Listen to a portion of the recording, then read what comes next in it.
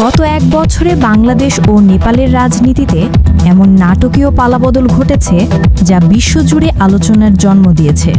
দুই দেশের আন্দোলনের ধরন, নেতৃত্ব এবং রাষ্ট্রপ্রধানদের পরিণতি যেন একেবারেই অভিন্ন। উভয় ক্ষেত্রেই তরুণ ছাত্র সমাজ আন্দোলনের নেতৃত্বে ছিল। সামনে এবার সেই একই কৌশল অনুসরণ করতে চাইছে ভারতের বিরোধী শিবিরও। টানা ৩ মেয়াদ ক্ষমতায় থাকা নরেন্দ্র মোদীকে হটাতে তরুণ প্রজন্ম, বিশেষত জেনজি প্রজন্মকে আহ্বান জানিয়েছেন কংগ্রেস নেতা রাহুল গান্ধী। এতে নতুন করে প্রশ্ন উঠছে, দক্ষিণ এশিয়া কি আরেকটি নাটকীয় পালাবদলের অপেক্ষায়? বিশ্ব রাজনীতির পালাবদলের গতি এখন দ্রুততর। শুধু দক্ষিণ এশিয়ার গত 4 বছরে অন্তত 3টি বড় রাজনৈতিক বিপ্লব দেখেছে বিশ্ব। এর মধ্যে সবচেয়ে আলোচিত ছিল বাংলাদেশ ও নেপালের ছাত্র আন্দোলন। বাংলাদেশের সাবেক প্রধানমন্ত্রী শেখ হাসিনার আওয়ামী লীগ সরকার টানা 3 মেয়াদে ক্ষমতায় থেকে দেশে এক ভয়ঙ্কর স্বৈরশাসনের রূপ নেয়। দুর্নীতি, লুটপাট, বিরোধীদের উপর নির্যাতন, গুম, হত্যা এবং বৈষম্যে আচ্ছন্ন হয়ে পড়ে রাষ্ট্র। এর প্রতিবাদে রাস্তায় নামে তরুণ ছাত্র সমাজ। এক পর্যায়ে সেই গণ অভ্যুত্থানকে রুখতে ব্যর্থ হয়ে দেশ ছাড়তে বাধ্য হন শেখ হাসিনা। নেপালের চিত্রটিও ছিল প্রায় একই। দীর্ঘদিনের অনিয়ম ও দুর্নীতির বিরুদ্ধে দেশটির ছাত্র সমাজ রাস্তায় নেমে আসে। অবশেষে ব্যাপক আন্দোলনের চাপে দেশ ছাড়তে হয় প্রধানমন্ত্রী কেপি শর্মা ওলিকে। ভারতেও এবার একই পথে হাঁটার ডাক দিচ্ছে বিরোধীরা।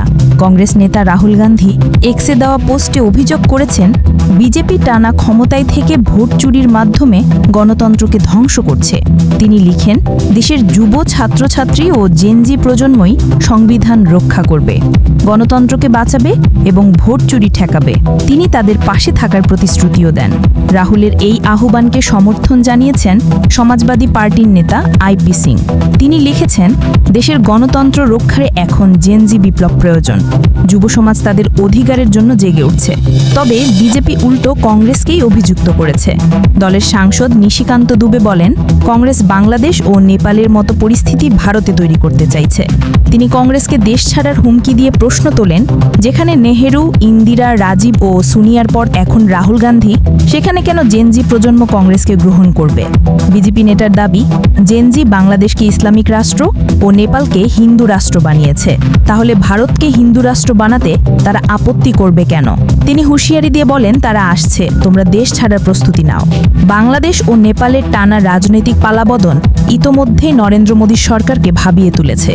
ভারতীয় গণমাধ্যম ইন্ডিয়ান এক্সপ্রেস জানিয়েছে, স্বরাষ্ট্রমন্ত্রী অমিত শাহ ইতোমধ্যে পুলিশ গবেষণা ও উন্নয়ন ব্যুরোকে নির্দেশ দিয়েছেন স্বাধীনতার পর থেকে, বিশেষ করে 1974 সালের পর সব গণ আন্দোলন বিশ্লেষণ করতে।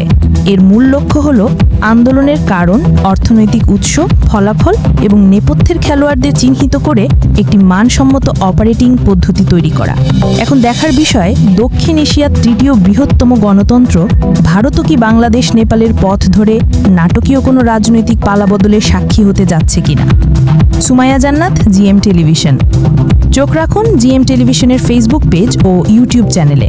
সত্যের সন্ধানে সবার আগে জিএম টেলিভিশনের সাথেই থাকুন।